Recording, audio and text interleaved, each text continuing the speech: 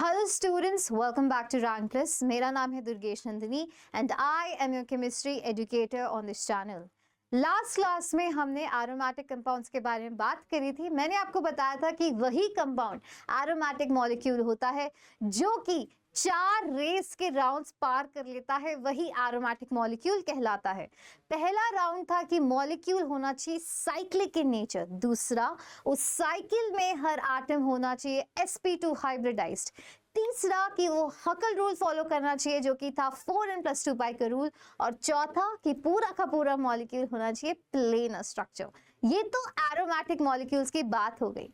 पर एग्जाम में क्या आता है, आपको आइडेंटिफाई करना आता है एरोमेटिक, एंटी एरोमेटिक और नॉन एरोमेटिक में। अब बाकी चीजें क्या है वो हम इस सेशन में विद इन 15 मिनट सीख लेंगे। चलिए, तो बच्चा सबसे पहली कंडीशन किस चीज की देखनी है? साइक्लिक, प्लेनर और कॉन्जुगेटेड। चाहे हम एरोमेटिक की बात करें चाहे एंटी एरोमेटिक की, फर्स्ट 3 कंडीशंस रहती हैं सेम। साइक्लिक, दूसरा प्लेनर मॉलिक्यूल, तीसरा कॉन्जुगेटेड, मतलब सारे एटम्स उस साइकिल के अंदर होने चाहिए sp2 हाइब्रिडाइज। ये तीनों चीजें एरोमेटिक और एंटी एरोमेटिक में रहती है सेम। डिफरेंस क्या आता है कि जो एरोमेटिक मॉलिक्यूल्स होते हैं वो आपका हक्केल रूल फॉलो करते हैं, which is 4n+2 pi electron rule. मतलब minimum number of electrons to make the aromatic compound is 2 electrons. फिर उसमें मैं +4 ऐड करती जाऊंगी, जैसे कि 6 + 4 इज 10 इलेक्ट्रॉन्स। तो मेरे को सारे एरोमेटिक मॉलिक्यूल्स के इलेक्ट्रॉन्स पता चलते हैं, वही एरोमेटिक मॉलिक्यूल होता है। सिमिलरली अगर वो ये रूल नहीं, इंस्टेड वो फॉलो करता है 4n पाई इलेक्ट्रॉन रूल। मतलब अगर वो फॉलो करता है कौन सा? 4 की टेबल वाले इलेक्ट्रॉन्स। मतलब कि अगर उसमें 4 इलेक्ट्रॉन्स है, 8 इलेक्ट्रॉन्स है, 12 इलेक्ट्रॉन्स है, 16 इलेक्ट्रॉन्स है एंड सो ऑन। अगर किसी मॉलिक्यूल में 4 की टेबल के इलेक्ट्रॉन्स हैं तो वो हो जाता है एंटी एरोमेटिक मॉलिक्यूल। एग्जाम्पल देखते हैं सबसे पहले एरोमेटिक की। लास्ट क्लास में सिखाया था बेंजीन। सब कुछ साइक्लिक है, सारे एटम्स sp2 हाइब्रिडाइज्ड हैं, प्लेनर स्ट्रक्चर है। चौथा 3 pi bonds which is equal to 6 electron rule ये फॉलो कर रहा है, क्योंकि 1 पाई बॉन्ड में कितने इलेक्ट्रॉन्स होते हैं? 2 इलेक्ट्रॉन्स। इसका मतलब 3 पाई बॉन्ड में होंगे 6 इलेक्ट्रॉन्स। तो ये कैसा हो गया? एरोमेटिक। सिमिलरली नेक्स्ट कंपाउंड देखिए, नेक्स्ट में क्या है? नेक्स्ट में फिर से 3 पाई बॉन्ड्स हैं, साइक्लिक मॉलिक्यूल है, प्लेनर मॉलिक्यूल है, सारे एटम्स sp2 हाइब्रिडाइज्ड हैं। ये बताइए कि जो नाइट्रोजन पे इलेक्ट्रॉन पेयर लगा हुआ है यहाँ, will it participate in the aromaticity? नहीं, ये इलेक्ट्रॉन नहीं पार्टिसिपेट करेगा। क्यों? लास्ट क्लास में मैंने समझाया था कि जब भी किसी एटम से, जैसे कि X ले लिया मैंने, उसके पास इलेक्ट्रॉन पेयर है और साथ ही में डबल बॉन्ड या मल्टीपल बॉन्ड लगी हुई है, तो वो इलेक्ट्रॉन पार्टिसिपेट नहीं करता एरोमेटिसिटी में। बट अगर वो इलेक्ट्रॉन केवल सिंगल बॉन्ड से जुड़ा है तो वो इलेक्ट्रॉन पार्टिसिपेट करता है एरोमेटिसिटी में। यहाँ डबल बॉन्ड के साथ इलेक्ट्रॉन पेयर है, नॉट पार्टिसिपेटिंग इन एरोमेटिसिटी। तो टोटल इलेक्ट्रॉन्स हो गए 6 electrons, once again 3 pi bonds की वजह से। सिमिलरली नेक्स्ट स्ट्रक्चर जो हमारा नाफ्थलीन का बना हुआ है, count the number of pi bonds, 1 2 3 4 5 pi bonds which is equals to 5 into 2 which is equals to 10 electron system. Once again aromatic system. Understood? अब इस साइड चलते हैं जो कि एंटी एरोमेटिक के एग्जांपल्स हैं। यहाँ पे देखो साइक्लिक सिस्टम है, सारे एटम्स मेरे sp2 हाइब्रिडाइज्ड है, सारा कार्बन मेरा डबल बॉन्ड से जुड़ा हुआ है sp2। Count the number of pi bonds, 2 pi bonds, 2 pi bonds which means 4 electrons। 4 electrons कैसे होते हैं आपके? Anti aromatic. सिमिलरली यहाँ पे भी cyclic system, planar system and सारे atoms sp2 hybridised, but number of electrons 4, once again anti aromatic. यहाँ पे number of electrons 8, anti aromatic. तो केवल नंबर ऑफ इलेक्ट्रॉन्स का फर्क आते ही कंपाउंड क्या हो रहा है आपका? एंटी एरोमेटिक हो रहा है। नेक्स्ट चीज जो आपको जाननी कि एंटी एरोमेटिक होते बच्चा very very unstable compounds, extremely unstable. मतलब जो एरोमेटिक होते हैं वो होते हैं extremely stable, very stable compounds. ये चीज जानी बेहद जरूरी है। एरोमेटिक पूरी ऑर्गेनिक केमिस्ट्री में आप बहुत चीज़ें पढ़ने वाले हो।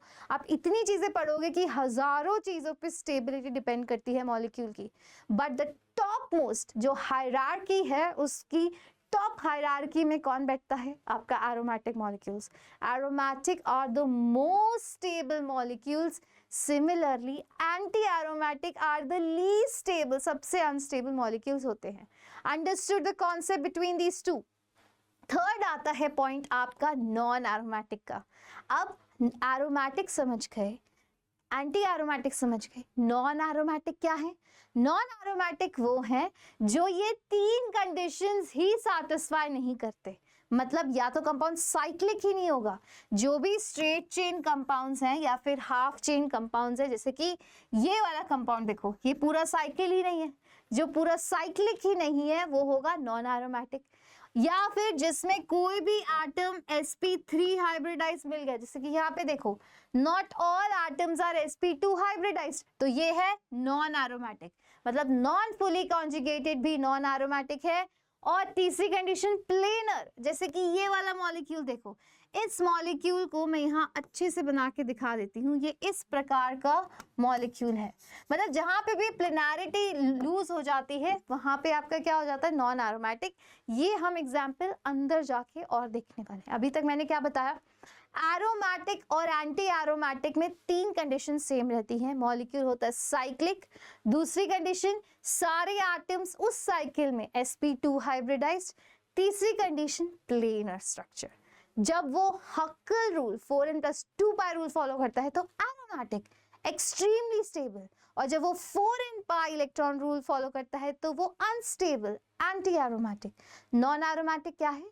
जब वो फर्स्ट थ्री कंडीशंस ही सैटिस्फाई नहीं करता, मतलब या तो वो साइक्लिक नहीं होगा, या फिर उसमें सारे एटम्स sp2 हाइब्रिडाइज नहीं होंगे, या फिर वो प्लेनर नहीं होगा, वो सब हो जाते हैं नॉन एरोमेटिक। ठीक है, तो अगर इनकी स्टेबिलिटी ऑर्डर की बात करी जाए, स्टेबिलिटी ऑर्डर क्या होता है?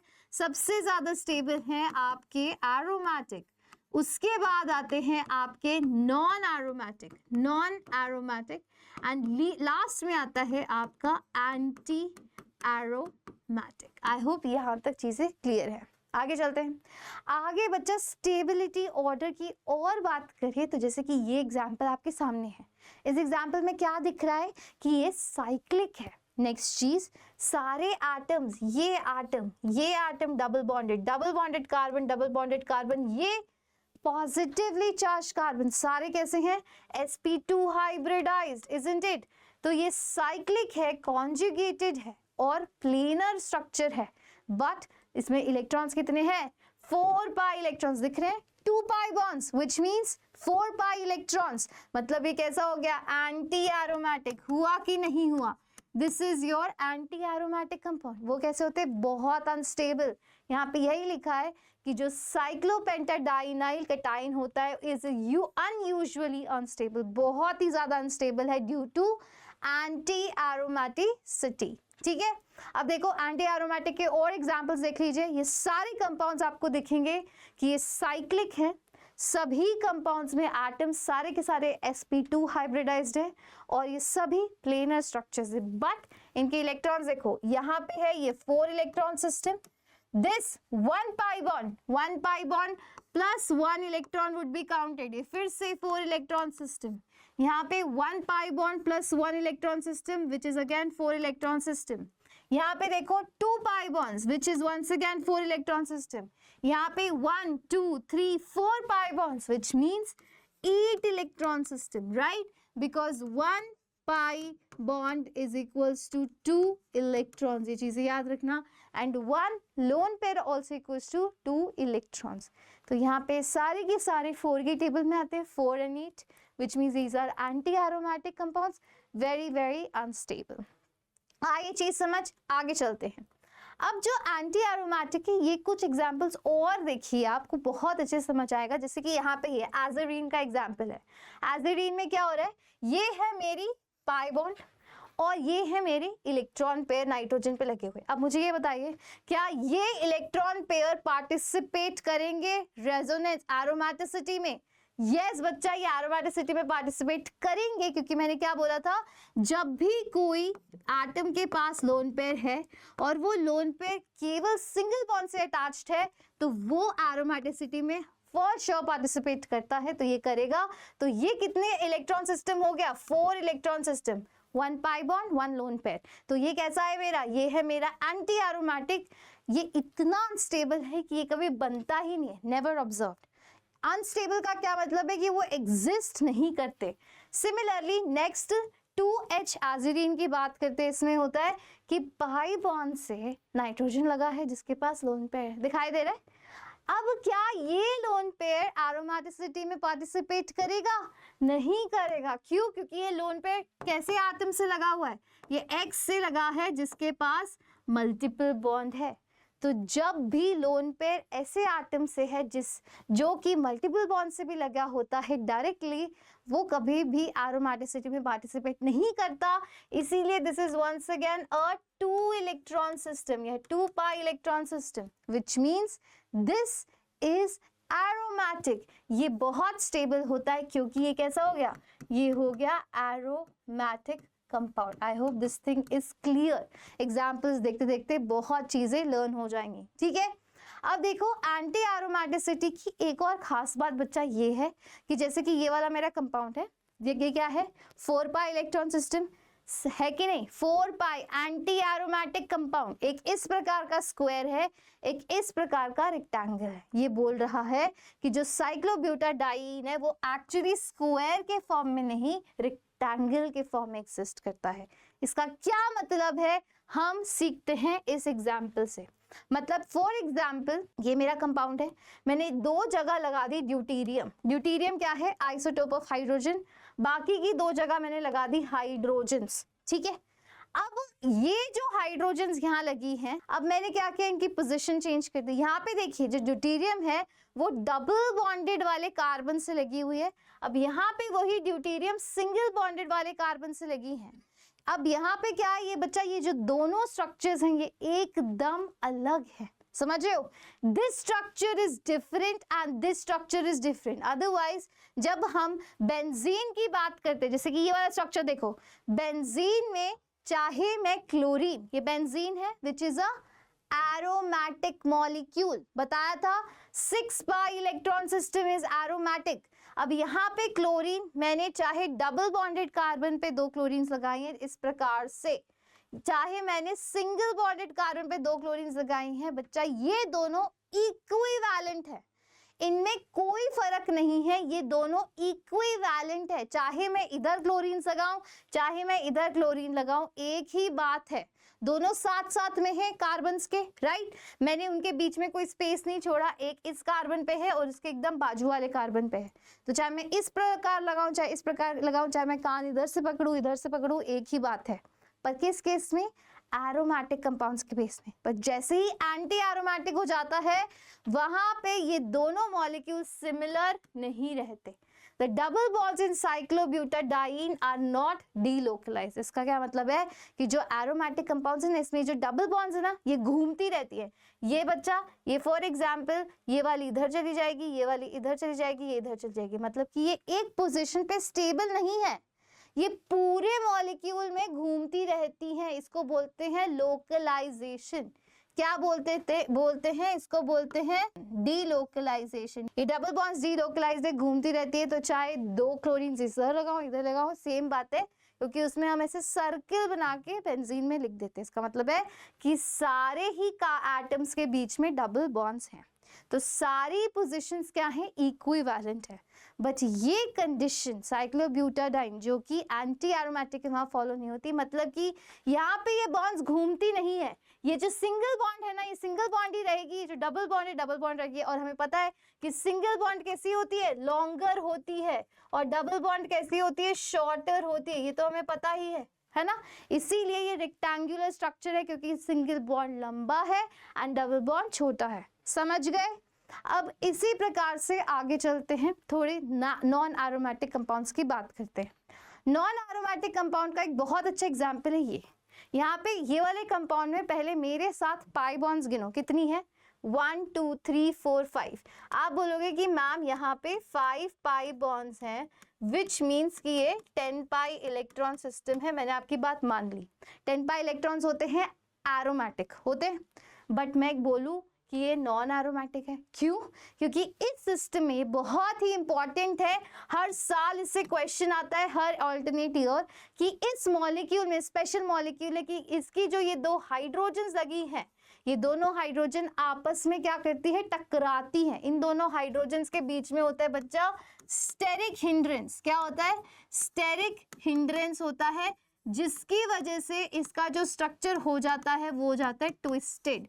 तो इसीलिए ये बन जाती है 3D स्ट्रक्चर। अब ये प्लेनर नहीं रही, 2D मॉलिक्यूल नहीं रहा, ये 3D मॉलिक्यूल हो गया, ट्विस्ट हो गया।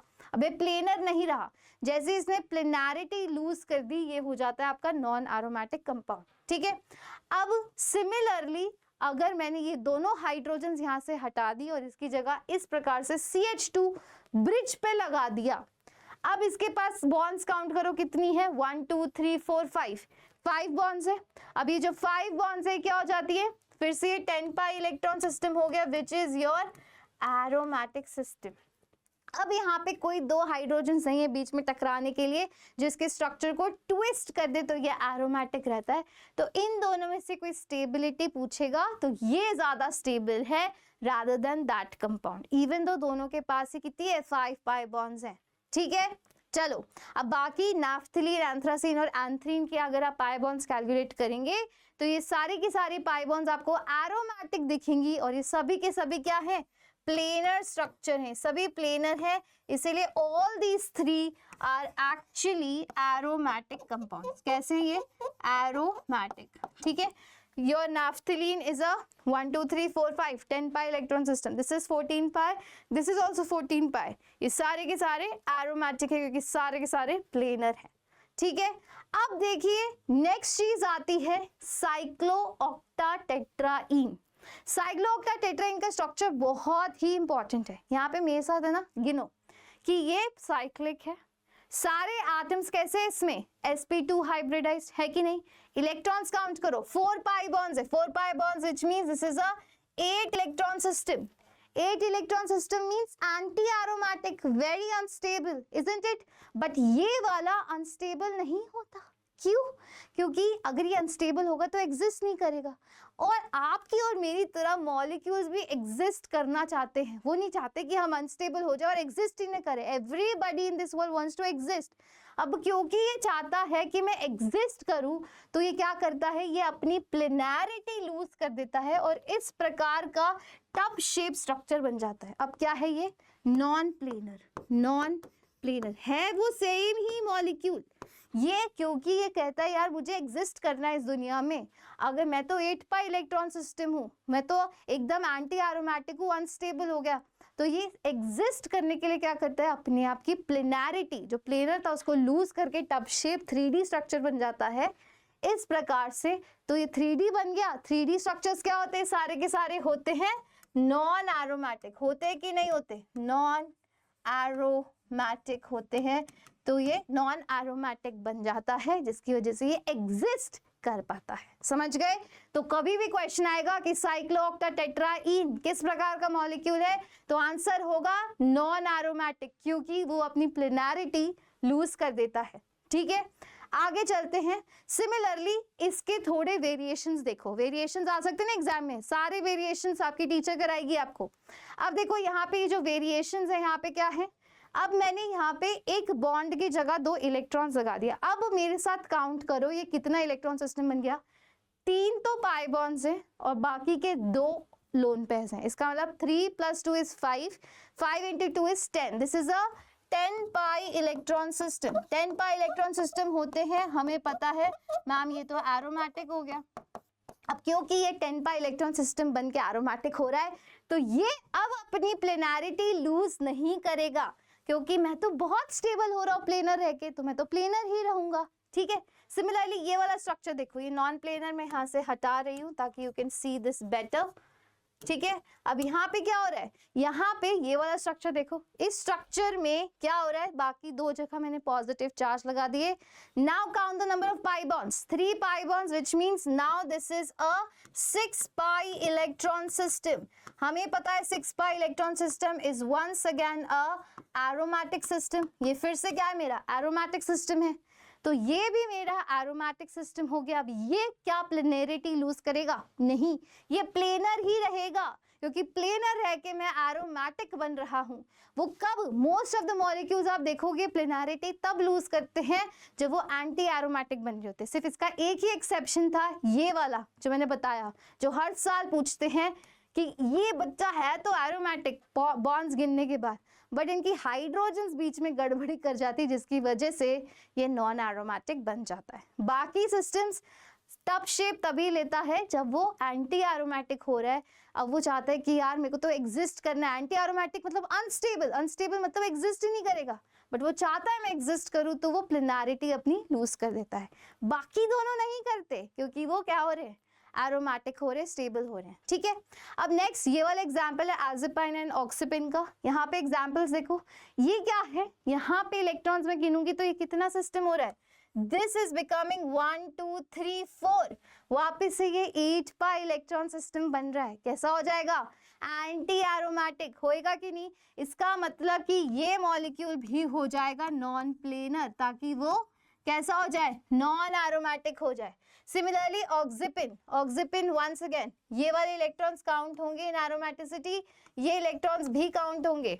ठीक है, तो ये फिर से कितना बन रहा है मेरा, this is 1 2 3 4 which is equal to 8 pi electrons. ये एंटी एरोमेटिक है, बट क्योंकि ये प्लेनरिटी लूज कर देता है, ये नॉन प्लेनर बन जाएगा, जिसकी वजह से ये दोनों के दोनों मॉलिक्यूल होंगे आपके नॉन एरोमेटिक। याद रखना, ये दोनों मॉलिक्यूल्स कैसे हैं, नॉन एरोमेटिक है, क्योंकि ये अपनी प्लेनरिटी लूज कर देंगे। तो जैसे ही कार्बन का नंबर हो जाता है 6 से ज्यादा, 7 8 9, याद रखना वो वाले कार्बन क्या कर सकते हैं, प्लेनर स्ट्रक्चर को अवॉइड कर सकते हैं, नॉन प्लेनर टप शेप ले लेंगे। ठीक है, चलिए आगे, नॉन एरोमेटिक हुआ। अब सिमिलरली ये क्या है, कंपाउंड साइक्लोऑक्टेट्राहीन। अभी मैंने बताया कैसा था ये कंपाउंड, ये कंपाउंड था मेरा मैम नॉन एरोमेटिक, था कि नहीं? नॉन एरोमेटिक कंपाउंड था, क्योंकि ये कैसा था, टब शेप स्ट्रक्चर था कि नहीं? अब tub shape structure non aromatic compound reactions कैसे देता है, सिंपल एल्कीन वाली रिएक्शंस देते हैं। जैसे एल्कीन होती है डबल बॉन्ड, होती है कि नहीं? इस प्रकार से ये मेरी एल्कीन है। एल्कीन के एक बड़े फेमस रिएक्शंस होते हैं जिनको मैं बोलती हूँ एडिशन रिएक्शन। क्या बोलती हूँ? Addition reaction. मतलब कि कोई मॉलिक्यूल से डबल बॉन्ड है ना, जैसे ये सी सी सी, यहाँ पे क्या होता है, ये डबल बॉन्ड इस प्रकार से सिंगल बॉन्ड में कन्वर्ट हो जाती है और दो मॉलिक्यूल्स यहाँ के लग जाते हैं।